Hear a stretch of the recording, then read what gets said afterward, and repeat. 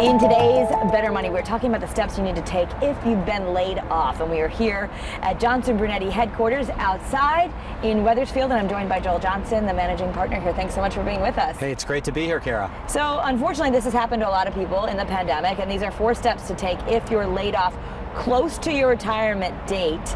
And that's really happening to a lot of these older workers, right? It's happening an awful lot. Some people actually want to be retired early, but companies are downsizing, companies are moving south, companies are having to cut costs because business is just off because of the pandemic. Yeah, so here are 4 steps that you want people to take. Number 1, determine your living expenses. Right, and the easiest way to do this, sometimes people put together these really complex budgets. What I tell people to do is just, what are you taking home every month after your deductions, after your insurance deductions and your taxes and so on? What's coming into the house that you can spend? That's a great place to start. If you're saving money out of that, then maybe you don't need as much as you're taking home. If you're going in the hole a little bit every month, then maybe you need a little bit more, but you want to get that baseline figure. What does it cost to live every month? What does it cost to live every month? What am I spending every month? And you don't have to get real complicated to do that. Understanding your unemployment benefits.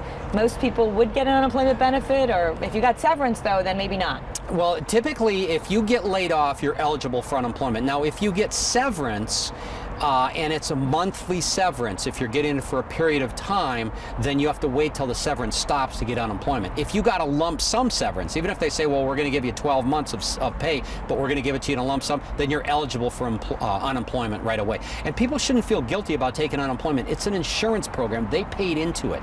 So they're not living off the dole, so to speak. Okay, right. It's an insurance program. They paid in, so people should not feel bad about taking unemployment. And you should know your health insurance options, because that's a big cost for everybody. That can be one of the most expensive costs, and that's the one that bothers a lot of people and makes a lot of people keep working even longer than they have to, is what's that monthly health insurance premium? And so there are different options. There's the exchange through the Affordable Health Care Act.